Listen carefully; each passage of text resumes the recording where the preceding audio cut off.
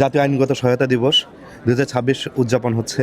মাননীয় সিনিয়র জেলা দায়রা জজ মহোদয় উপস্থিত রয়েছেন, সঙ্গে সঙ্গে এখানে আরও অনেক সিনিয়র জেলা দায়রা জজ মহোদয়গণ রয়েছেন, পাশাপাশি চিফ আপনার স্পেশাল মেডিয়েটর রয়েছেন এখানে, ডিসি, এসপি, ডিআইজি সহ এই বিভাগের ঊর্ধ্বতন সকল কর্মকর্তারা এখানে উপস্থিত রয়েছেন। আমাদের মূল উদ্দেশ্য হচ্ছে প্রচার করা, মানুষ যেন, যারা দরিদ্র দুস্থ মানুষ রয়েছে এখানে, ধনী দরিদ্র পুরুষ নারী তৃতীয় লিঙ্গ নির্বিশেষে সবাইকে আইনি সহায়তা এবং মধ্যস্থতা সহায়তা প্রদান করা হয় বিনা বিচারে। সরকারের প্রোগ্রামটিকে সফল করার জন্য আজকে এই অনুষ্ঠান, সেটা যেন বাস্তবায়ন হয়, সে সফলতা কামনা করছি।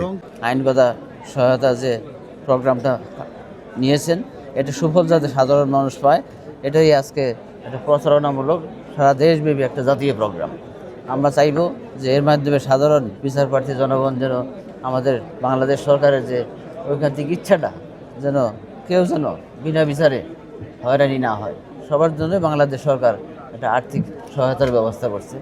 আমাদের একটা আইনজীবী প্যানেল আছে, মানুষজন আসলে এখানেও আমাদের তারা আবেদন করতে পারে। ইউনিয়ন পর্যায়ে আছে কমিটি, উপজেলা পর্যায়ে আছে, আসলে আমাদের এখান থেকে বিনা পয়সা তারা আইনগত সহায়তা পেতে পারে। এছাড়াও বাংলাদেশ সরকার এটাকে আইনটা সংশোধন করে বলে দিয়েছে যে আমাদের এখানে তিনজন, একজন সিনিয়র জেলা জজ থাকেন, উনি স্পেশাল মিডিয়েটর হিসেবে কাজ করেন, একজন জয়েন্ট ডিস্ট্রিক্ট জাজ, উনি চিফ লিগাল এইড অফিসার হিসেবে কাজ করেন, একজন সিনিয়র সহকারী জজ, উনি লিগাল এইড অফিসার হিসেবে কাজ করেন।